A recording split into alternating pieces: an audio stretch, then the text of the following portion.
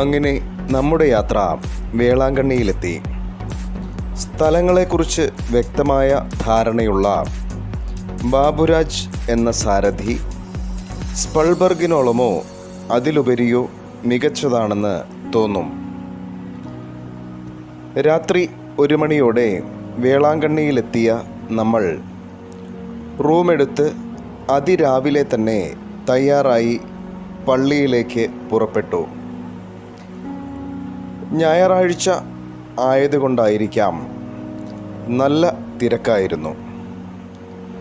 പള്ളിയെ ആശ്രയിച്ച് നിരവധി വഴിയോര കച്ചവടക്കാരും വലിയ കച്ചവടക്കാരും ഉണ്ട്. വെയിലിന് രാവിലെ തന്നെ നല്ല ചൂടായിരുന്നു. ചൂടിനെ വകവയ്ക്കാതെ ഞങ്ങൾ മുമ്പോട്ട് നടന്നു. ബംഗാൾ ഉൾക്കടലിൻ്റെ തീരത്താണ് വേളാങ്കണ്ണി സ്ഥിതി ചെയ്യുന്നത്. ഉണ്ണിയേശുവിനെ കയ്യിലെടുത്തു നിൽക്കുന്ന മാതാവിൻ്റെ രൂപം ഇവിടെ കാണാവുന്നതാണ്.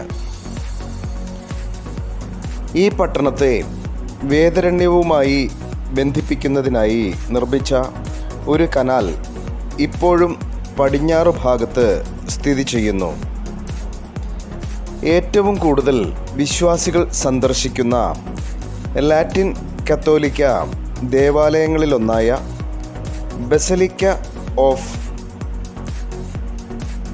ഔർ ലേഡി ഓഫ് ഗുഡ് ഹെൽത്തും ഈ പട്ടണത്തിലുണ്ട്. ഇന്ത്യ ഗവൺമെൻറ്റിൻ്റെ heritage city development and augmentation Yojana പദ്ധതി പ്രകാരം വേളാങ്കണ്ണിയെ പൈതൃക നഗരങ്ങളിലൊന്നായി തിരഞ്ഞെടുത്തിട്ടുണ്ട്. ബ്രിട്ടീഷ് കൊളോണിയൽ കാലത്ത് വൈലാങ്കണ്ണി എന്ന് വേളാങ്കണ്ണി അറിയപ്പെട്ടു. ഗോതിക് ശൈലിയിലാണ് ബസലിക്കയുടെ നിർമ്മാണം. മൊട്ടയടിക്കുക എന്നത് ഇവിടുത്തെ ഒരു പ്രധാന വഴിപാടാണ്. ഈ കർമ്മം ശ്രദ്ധിച്ചു ചെയ്തില്ലെങ്കിൽ നമ്മൾ പറ്റിക്കപ്പെടാനുള്ള സാധ്യത വളരെയാണ്.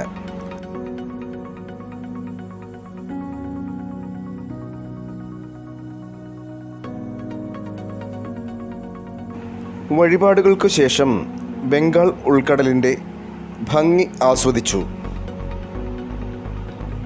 ചൂടിൻ്റെ കാഠിന്യം അതികഠിനമാണ്. ദൈവിക ചടങ്ങുകൾക്ക് ശേഷം നമ്മൾ വീണ്ടും യാത്ര തുടർന്നു. പൊഴിമുഖവും കൃഷിയിടങ്ങളും കാഴ്ചകളും ഉപ്പുപാടങ്ങളും എല്ലാം കണ്ട് നമ്മുടെ യാത്ര തഞ്ചാവൂർ ക്ഷേത്രം ലക്ഷ്യമാക്കി തുടർന്നു.